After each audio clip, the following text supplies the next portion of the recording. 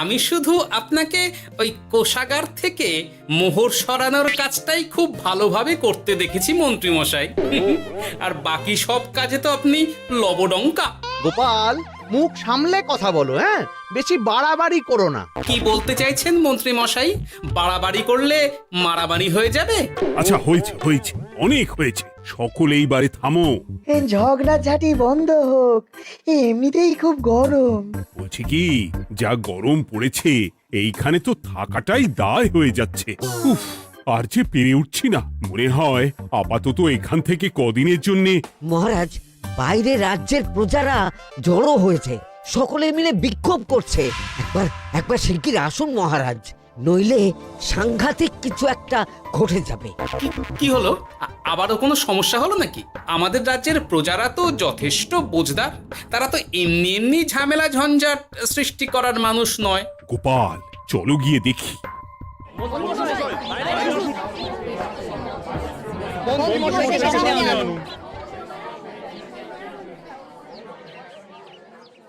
কি ব্যাপার, তোমাদের কি সমস্যা হয়েছে? এইভাবে বিক্ষোভ করছো কেন?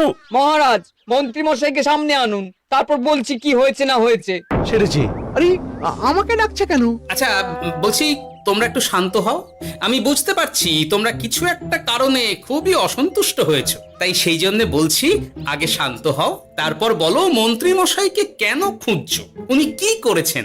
গোপাল দাদা, তুমি তো জানোই রাজ্যে যা গরম পড়েছে, তার জন্য খাল বিল পুকুর নদী নালা একেবারে শুকিয়ে গেছে, চারিদিকে জলের হাহাকার। হ্যাঁ হ্যাঁ, সে তো জানি।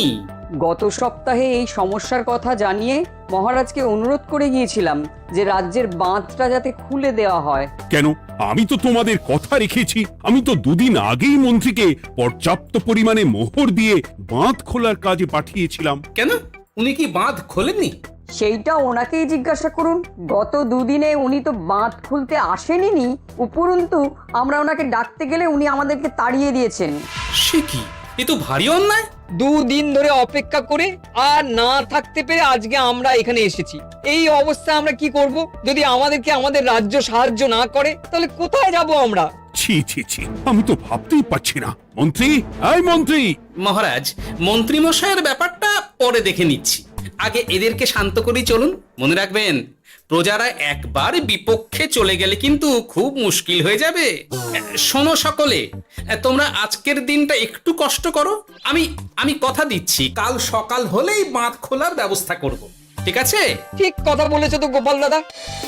শরীর খারাপ থাকলে রাজসভায় খবর দিতে পারতেন, আমরা কেউ দায়িত্বটা পালন করতাম, কি আছে?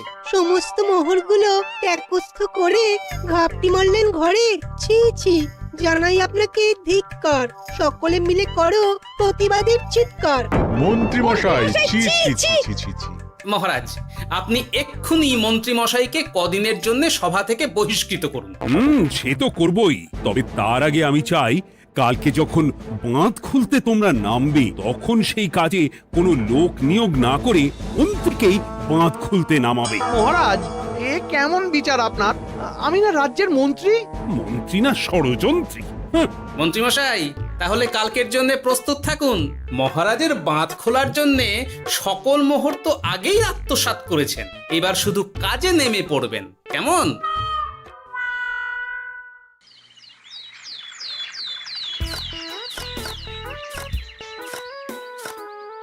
ওহ গোপাল, এইবারে ছেড়ে দাও, আর পাচ্ছি না। এত সহজে হাল ছাড়লে হবে বলুন? এই কে আছো? ওই শাবল কোদালগুলো দাও, আমি এদিকটায় খুঁচিয়ে দিই। সভাকবি, বিজ্ঞানী, এসো এসো এসো, হাত লাগাও। সবে মিলে করি কাজ, বাঁধ খোলা হবে আজ। বাঁধ খোলা হবে আজ, মন দিয়ে করো কাজ। একদম, হাত লাগাও, জোর লাগাও। গোপাল দাদা, সভাকবি, বিজ্ঞানী দাদা আর আর বাকি দাদা ভাইরা আসুন আসুন, সকলে একটু শরবত খান। আমাকেও একটু শরবত দাও। মোহরগুলো খেয়েও তৃষ্ণা মেটেনি বুঝি? বাঁধ এক্ষুনি খুলবে, প্রজাদের সব জ্বালা জুড়বে। বাঁধ খুলে গেছে। আমাকে বাঁচাও, আমাকে বাঁচাও। কোনো সময় ভুল করলে নিজেই সেই ভুল শুধরে আবার ফিরতে হয়। আপনিও তাই করুন মন্ত্রী মশাই, নিজে নিজেই উঠে আসুন। চলো সকলে। গোপাল, তুমি তোমার সাথীদের নিয়ে যা করলে সত্যি ভাবাই যায় না। মহারাজ, নিজেদের রাজ্যের সমস্যায় নিজেরাই কোমর বেঁধে নেমে সমস্যার সমাধান করেছি, পরিস্থিতি মোকাবিলা করেছি। এর জন্যে আপনি এমন করে বলবেন না। ওহ, তোমরা না থাকলে যে কি হতো। মহারাজ, আমরা আছি তো, এত ভাববেন না আপনি। আপনি বরং আমাদের সকলের জন্য কিছু খাবারের ব্যবস্থা করুন, খুব খিদে পেয়ে গেছে। হ্যাঁ, নিশ্চয়ই নিশ্চয়ই। তোমরা সকলে ভিতরে এসো, হাত পা ধুয়ে নাও। ততক্ষণে আমি রানীকে আহারের ব্যবস্থা করতে বলছি।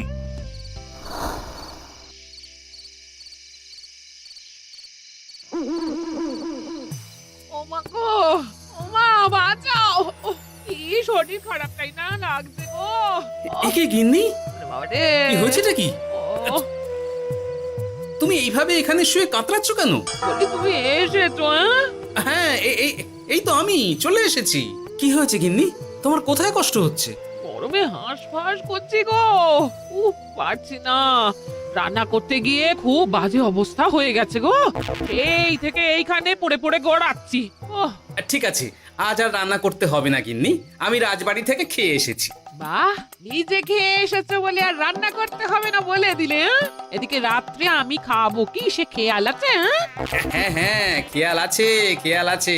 যাও, আমার জন্য রান্না চাপাও আর একটু জল দাও। দেখো, এত গরম পড়ে কৃষ্ণনগরের অবস্থা শোচনীয় হয়ে গেছে। বয়স্ক লোকেরা কোনো কাজই করতে পারছে না। সত্যি তো, এই গরমে রান্না করাটা খুবই কঠিন গিন্নি। কি বললে? আমি বয়স্ক লোক? আমার বয়স হয়ে গেছে, তাহলে নিজে কি? এই না না গিন্নি, আমি তোমায় কিছু বলিনি। আমি গোটা কৃষ্ণনগরের সাধারণ বয়স্কাদের উদ্দেশ্যেই কথাটা বললাম। তোমার তো বয়স হয়েছে বলে মনেই হয় না গিন্নি। ও তাই বলো?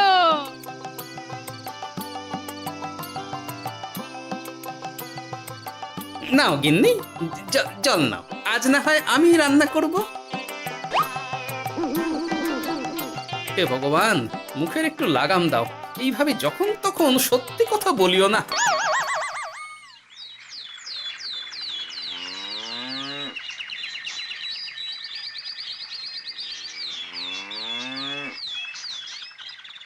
গোপাল দাদা, ও গোপাল দাদা, একবারটি বাইরে এসো।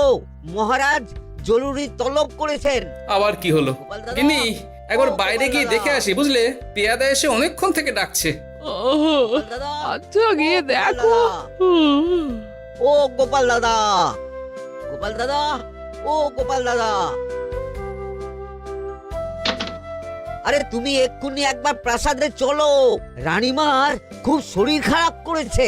মহারাজ তোমাকে খবর দিতে বললেন। ঠিক আছে, তুমি যাও, আমি আসছি।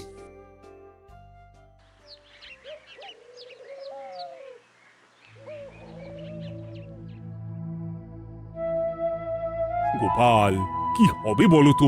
রানী তো দুমদাম করে ব্যারামে পড়ে না। মহারাজ, ভয় পাবেন না, আমরা আছি তো। বৈদ্যকে পরীক্ষা করতে দিন, দেখি সে কি বলে। মহারাজ, অতিরিক্ত গরমের জন্য শরীরটা খারাপ হয়েছে। আসলে উনি এই তীব্র দাবদাহ নিতে পারেননি। তবে চিন্তা করবেন না মহারাজ, আমি বাড়ি গিয়ে এক ধরনের বিশেষ পথ্য পাঠিয়ে দিচ্ছি। রানীমা খেলেই সুস্থ হয়ে উঠবেন। মহারাজ, নিজের কানেই তো শুনলেন, রানীমার তেমন গুরুতর কিছু হয়নি, চিন্তা করবেন না। বৈদ্যর ওষুধে উনি সেরে উঠবেন। যাওয়ার আগে একটা কথা বলে যাই, গরমের এই দাবদাহ কিন্তু আরো ভয়ঙ্কর হবে। তাই সকলে খুব সাবধানে থাকবেন। শরীর যাতে ঠান্ডা থাকে এমন হালকা পাতলা খাবার খাবেন। আসি, রাজসভায় দেখা হবে। মহারাজ, বৈদ্যমশাই কিন্তু এটা ঠিক বলেছেন, গরম আরো বাড়বে। তাই দুজনেই খুব সাবধানে থাকবেন, কেমন? গতকাল তো আমার গিন্নিও গরমের চোটে কুপোকাত হয়ে গেছিল। শেষমেশ আমাকে বাড়ি গিয়ে রান্না করতে হলো আর কি। ও বাবা, তাই নাকি? তাহলে তো খুবই চিন্তার ব্যাপার। আচ্ছা মহারাজ, আমি তাহলে এখন আসি, আবার রাজসভায় দেখা হবে। এই গরমে আর এখানে থাকতে পারছি না। বলছি কদিনের জন্য না একটু অন্য কোথাও গেলে হয় না গো? গিন্নি, এই গরমে ঘরেই থাকো, অন্য কোথাও যাওয়ার মোটে নাম করো না। বাইরে বেরোতে গিয়ে যদি কোনোভাবে গরম হাওয়া শরীরে লেগে যায় তাহলে বিপত্তির আর শেষ থাকবে না গিন্নি। কিন্তু এখানেও তো যা গরম পড়েছে, পচে গলে মরে যাই আর কি। উফ গিন্নি, দয়া করে এইসব বাজে কথা বলা বন্ধ করো তো। আমার আয়ুর থেকেও তোমার আয়ু দীর্ঘ হোক। বাহ, তুমি এসব কথা কোথা থেকে শিখলে গো? হ্যাঁ? এই তো তোমার থেকে আর কি। গোপাল গোপাল, রাজ্যের অবস্থা খুবই বেহাল। এই সবই আমাদের পোড়া কপাল। আরে সভা কবি, কি হয়েছে? তোমাকে দেখে তো মনে হচ্ছে তুমি কিছু... বিজ্ঞানী মহারাজ দুজনেই অজ্ঞান। ঘটি ঘটি জল ঢেলেও ফেরাতে পারেনি তাদের জ্ঞান। কি বলছো কি? তা তুমি এই ব্যাপারটা জানলে কি করে? গিয়েছিলাম একটু আগে বিজ্ঞানীর বাড়ি, গিয়ে দেখি লোকজনের ভিড় সারি সারি। সে কি? শুনলাম মহারাজ তাকে কিছু বলতে এসেছিলেন, তারপরে দুজনে বাইরে বেরিয়ে আসতেই অজ্ঞান হয়ে গেলেন। মহারাজ বিজ্ঞানীর বাড়ি গিয়েছিলেন, তাও আবার রানীমাকে ছেড়ে? রাজবৈদ্য কত করে বললেন এই সময় যখন তখন ঘরের বাইরে বেরোবেন না। কে শোনে কার কথা? আমার মনে হয় মহারাজ তেমন কোনো গুরুত্বপূর্ণ কিছু কথা বলতেই বিজ্ঞানীর বাড়ি গিয়েছিলেন। গরম কমানোর উপায় আলোচনা করতে হয় তো গিয়েছিলেন। আমাদের মহারাজ তো নিজের চোখেই দেখেছেন এই তীব্র গরমের চোটে রাজ্যের কি অবস্থা, কি অবস্থা। ঠিক বলেছো গিন্নি, আমার এই কথাটা তো মাথাতেই আসেনি। ধন্যবাদ গিন্নি, অসংখ্য ধন্যবাদ তোমায়। আমায় পরে ধন্যবাদ জানিও। হ্যাঁ, এখন আর দেরি না করে বৈদ্য মশাইকে সঙ্গে নিয়ে বিজ্ঞানী মশাইয়ের বাড়ি যাও। হ্যাঁ,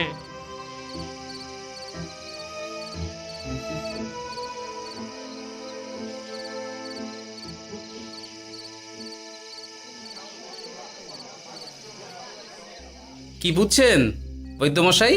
খুব একটা ভালো কিছু বুঝছি না গোপাল। দেখো, সত্যি বলতে ওই কৃষ্ণনগরের অবস্থা খুবই বাজে। তাই এখানকার মানুষেরা একে একে অসুস্থ হয়ে পড়ছে। বাইরের অবস্থাটাও তো ভালো নয়, বুঝতেই পারছো। এখন সান্ধ্যকালীন হাওয়াতেও গরমের তাত রয়েছে। দেখুন, রাজ্যের যা অবস্থা তাতে যদি রাজ্যের মাথা থেকে সমস্ত প্রশাসনিক প্রধানরাই অসুস্থ হয়ে পড়েন তাহলে তো ভীষণ বিপদ। সে তো বটেই। এই জন্যেই আমি বলি কি, মহারাজ সহ সকল সভাসদেরা এই রাজ্য ছেড়ে কদিনের জন্য পাহাড়ি কোনো এক জায়গায় গিয়ে থাকুন, পরিবার নিয়েই যান। দেখুন, আগে নিজেরা বাঁচলে তবে তো রাজ্যবাসীকে ভালো রাখতে পারবেন, তাই না? কথাটা কিন্তু মন্দ বলেনি বৈদ্য। গোপাল, এই গোপাল, তুমি পাহাড়ে যাওয়ার ব্যবস্থা করো। এইখানে আর কিছুদিন থাকলে মরেই যাব। হ্যাঁ গোপাল, আমারও তাই মত। এক্ষুনি যা শরীরে ক্লান্তি এসেছে, আর কদিন এইখানে থাকলে মরেই যাব। মহারাজের অনুরোধে গরম কমানোর কোনো ব্যবস্থাও তো করতে পারলাম না। বাইরে বেরোনো মাত্রই দুজনে মূর্ছা গেলাম। বাবা, ঠিক আছে, বুঝেছি। মহারাজ, আপনি আর এই ব্যাপারটা নিয়ে বেশি ভাববেন না। বিজ্ঞানী, তুমিও আর বেশি কথা বলো না। আমি পাহাড়ে যাওয়ার ব্যবস্থা করছি। আমরা রাজসভা সকলে সব পরিবারই যাব। অনেক কাজ হয়েছে, এখন কিছুদিন আমাদের বিশ্রাম দরকার।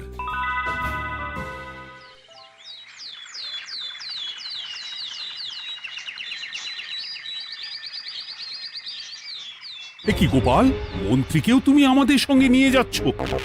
তুমি কি সব ভুলে গেছো? মহারাজ, আপনি খামোখা উত্তেজিত হবেন না। আপনার শরীরটা কিন্তু ভালো নেই।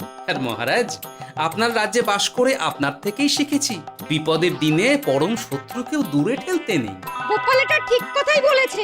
যতই হোক, উনি তো আমাদের মন্ত্রী, তাই এই বিপদের দিনে ওনাকে ফেলে যায় কি করে বলুন তো? সত্যি গোপাল, তোমার তুলনা নেই। ঠং, সবই নাম কেনার চেষ্টা।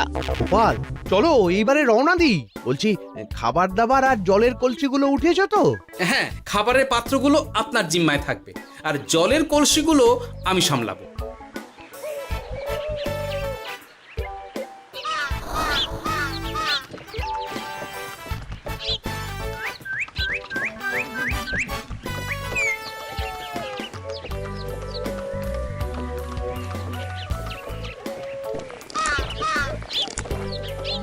গো তুমি খাবার ছেড়ে শুধুই জল খাচ্ছ?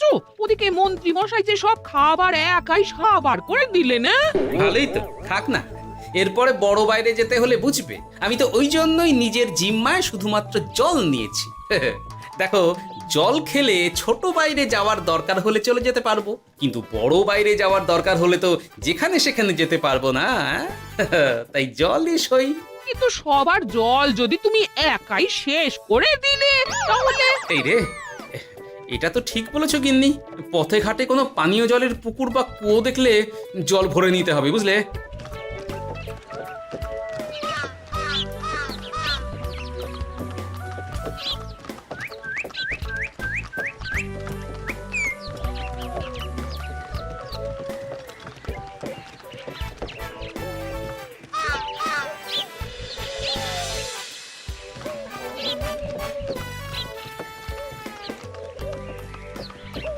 সকলে আসুন, দেখুন দেখুন মহারাজ আমার মূর্ছা গিয়েছেন, আসুন। সে কি, কৃষ্ণনগর পেরিয়ে এসেছি, এখন এই অচেনা অজানা জায়গায় এসে মূর্ছা গেলেন? গিনি চলো তো শিগগির গিয়ে দেখি।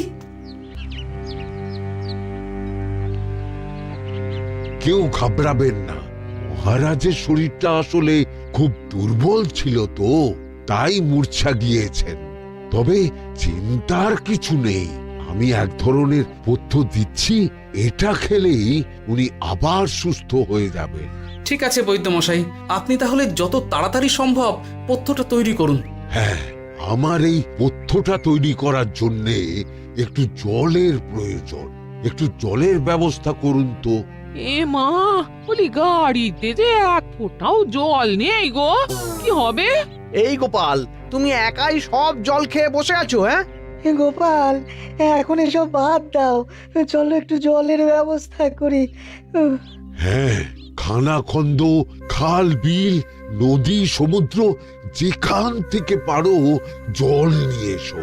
জল ছাড়া এই পথ্য বানানো অসম্ভব। গোপাল, এ কি করা যায় বলো? দাঁড়াও, আমি একটু ছোট বাইরে থেকে ঘুরে আসছি। হ্যাঁ, খুব জোরে বেগ আসছে, ত্যাগ না করতে পারলে বুদ্ধি খুলবে না।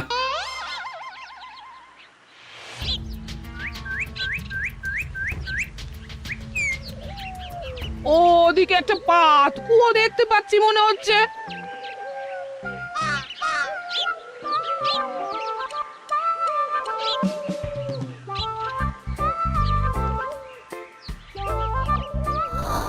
জল কোথা থেকে পাবো? তবে কি জলের অভাবে আজকে মহারাজ সুস্থ হতে পারবেন না? রানীমা, ব্যাকুল হবেন না, আমি আমি আছি তো। আমি থাকতে কিচ্ছু অঘটন ঘটবে না। সকলে শুনুন, বিশেষত মহিলাদের বলছি, আপনারা সকলে নিজেদের কাছে যত শাড়ি আছে সেই প্রত্যেকটা শাড়ি আমাকে দিন। আমি শাড়ি জুড়ে জুড়ে লম্বা রশ্মি বানাবো, তারপর সেই রশ্মিতে বালতি ঝুলিয়ে জল তুলব। দয়া করে কেউ দেরি করবেন না।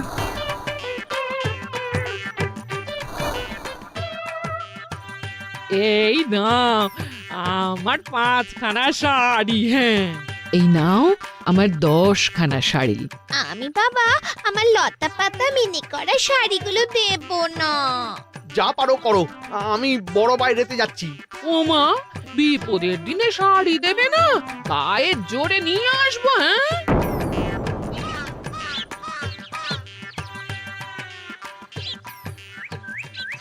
এ বাবা, এখনো কিছুটা কাপড় লাগবে তো। যা গভীর পাতকুয়া, সবার সব শাড়ি তো কাজে লাগিয়ে দিয়েছি, এখন কি হবে? আরে ওই তো কার একটা ঝোপের কাছে ধুতি পড়ে রয়েছে, যাই ওইটাই নিয়ে নি। এই গোপাল, গোপাল, আরে করো কি, ওটা তো আমার ধুতি। আরে আরে আমি এই ঝোপে বড় বাইরের জন্য এসেছি। আরে মন্ত্রী মশাই, বড় বাইরে করার সময় অযথা অন্যদিকে মন দেবেন না, তাহলে পেট সাফা হবে না।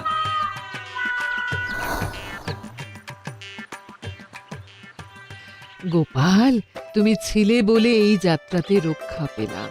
ভগবান তোমাদের অনেক অনেক মঙ্গল করুক। এই দেখো না, ওরা না আমার লতা পাতা আঁকা শাড়িগুলো নিয়ে নিয়েছে। এই দূর তোমার শাড়ির লতা পাতা, আমি নিজেই জড়িয়েছি বড় বড় ঘাস পাতা। কি চুল করছে রে, দূর ছাতা, দূর ছাতা।